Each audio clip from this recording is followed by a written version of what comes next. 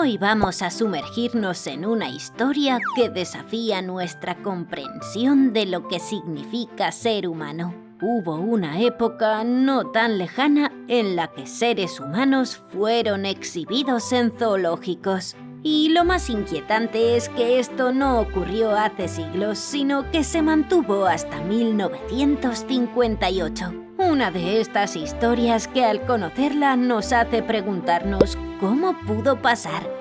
Para entender el origen de esta barbarie, debemos remontarnos al México prehispánico, donde Moctezuma II, el noveno emperador azteca, ya tenía un zoológico. En él, además de fieras salvajes, exhibía personas con deformidades físicas, como enanos y jorobados a quienes se veía como un entretenimiento. Esto ya sentó las bases para lo que vendría después. En Europa, durante el Renacimiento, esta visión se volvió aún más inquietante.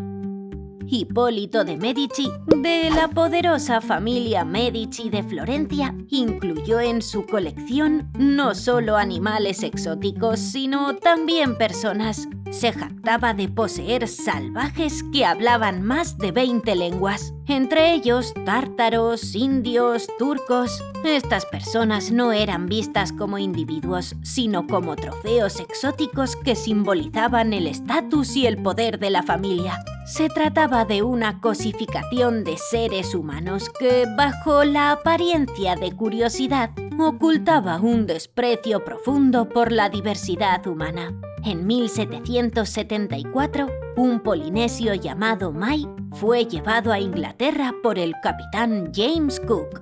Lo presentaron en la corte del rey Jorge III y fascinó a todos con su ingenio y encanto. Sin embargo, lo que al principio parecía un intercambio cultural se convirtió en una forma temprana de exhibición humana. ¿Era May en realidad un invitado o más bien un objeto exótico al que exponían? La ambigüedad de su situación presagió el oscuro futuro que esperaba a otros como él, donde lo exótico dejaría de ser una curiosidad y se convertiría en una cruel forma de explotación. El siglo XIX trajo consigo una justificación pseudocientífica para estas exhibiciones. En una era obsesionada con la clasificación de razas y su supuesta jerarquía, los zoológicos humanos encontraron un nuevo propósito: servir como pruebas vivientes de la superioridad racial que justificaba el colonialismo. Personas de Asia, África y América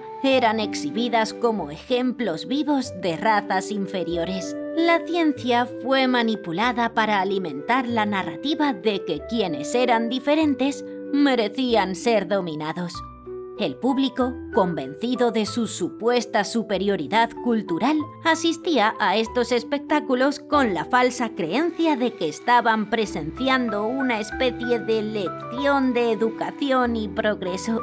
Quizás el ejemplo más desgarrador de esta época sea el de Saartjie Baartman, más conocida como la Venus de Hottentote. Nacida en Sudáfrica alrededor de 1780, fue llevada a Londres en 1810 para ser exhibida en ferias. Lo que atrajo la atención del público europeo eran sus grandes nalgas, consideradas muy exóticas en aquella época. Así que fue exhibida como un objeto de curiosidad. Su cuerpo fue ridiculizado y fetichizado hasta que dejó de ser rentable. Entonces fue entregada a científicos franceses, quienes la estudiaron y diseccionaron como si fuese un animal.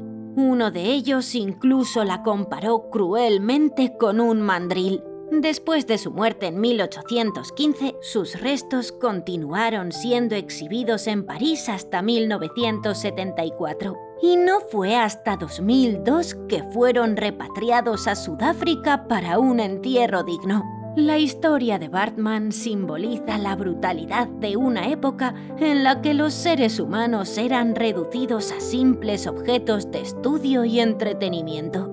Con el auge del colonialismo y la expansión imperialista, los zoológicos humanos se convirtieron en un fenómeno internacional. A Karl Hagenbeck, un comerciante de animales alemán, se le ocurrió una idea brillante: exhibir personas junto con animales en lo que él llamaba su hábitat natural. En 1874 presentó lapones y samoanos en un intento de recrear sus vidas primitivas. Su idea inspiró a otros, como el director del Jardín de Aclimatación en París, quien en 1877 duplicó el número de visitantes al exhibir nubios e inuits. Entre 1877 y 1912, París fue testigo de al menos 30 exposiciones étnicas, incluyendo la famosa Exposición Universal de 1889, que atrajo a 28 millones de personas. Claude Debussy, el joven compositor, quedó tan asombrado por la música de los javaneses en esta feria que su experiencia influyó en su estilo musical. El fenómeno no se limitó a Europa. En la Exposición Universal de St. Louis en 1904, el gobierno de Estados Unidos llevó a 1.300 filipinos para ser exhibidos. Querían demostrar que los territorios recién adquiridos no estaban listos para gobernarse solos. Los filipinos fueron obligados a mostrar sus costumbres a cambio de $15 al mes. Pero uno de los responsables les robó gran parte de sus salarios y artesanías. En 1889, 11 Selknam, incluido un niño de 8 años, fueron llevados a Europa para ser expuestos. Eran fotografiados, medidos y obligados a actuar. Uno de los casos más estremecedores fue el de Ota Benga, un pigmeo congoleño que era exhibido en el zoológico del Bronx en Nueva York en 1906 junto a orangutanes. La intención de esta exposición era demostrar la proximidad de los africanos con los simios en comparación a los europeos. Ota Benga fue inicialmente encerrado en una jaula. Más tarde le permitieron caminar por el zoológico, pero fue acosado tanto verbal como físicamente por el público, lo que acabó afectando, obviamente, a su salud mental. En 1916, después de haber sido internado, Ota Benga se suicidó de un disparo en el corazón. A principios del siglo XX, las exposiciones coloniales de Marsella y París seguían mostrando a personas en jaulas, desnudas o semidesnudas. La exposición de 1931 en París atrajo a 34 millones de personas en 6 meses, mostrando aldeas completas de diferentes colonias. Sin embargo, las actitudes comenzaron a cambiar lentamente. La Liga Antiimperialista Comunista organizó una contraexposición llamada La Verdad sobre las Colonias. A pesar de que los zoológicos humanos seguían siendo un éxito, ya comenzaban a ser cuestionados por algunas personas. Pero no os creáis que la desaparición de los zoológicos humanos fue fruto de una profunda reflexión ética, sino más bien del cambio en las formas de entretenimiento de la época y el desinterés público. Es bastante impactante el dato de que el último zoológico humano cerró hace relativamente poco, en 1958, en Bélgica. La última exposición internacional en Bruselas se llamaba Un pueblo típico, en la que varios congoleños eran exhibidos y objeto de burlas y abusos. Fue el clamor y la resistencia de los propios congoleños lo que llevó finalmente a cerrar esa última exposición. Al revisar esta página de la historia de la humanidad, es inevitable preguntarse ¿cómo pudo el mundo aceptar esto como algo normal? ¿Cómo es que millones y millones de personas, generación tras generación, encontraron entretenimiento en la humillación de otros seres humanos? Esto nos enfrenta a la brutal realidad de cómo la sociedad puede deshumanizar a aquellos que considera diferentes.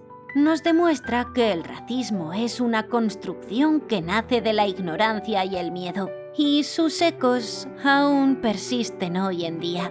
Os invito con esta historia a reflexionar sobre nuestras propias actitudes hacia la diversidad. No basta con horrorizarse ante el pasado, debemos usarlo como una poderosa lección para cambiar el presente y evitar cometer los mismos errores. Gracias por quedarte hasta el final del vídeo. Si crees que alguien más necesita conocer esta historia, no te olvides de compartírsela. Nos vemos en el próximo vídeo. ¡Hasta pronto!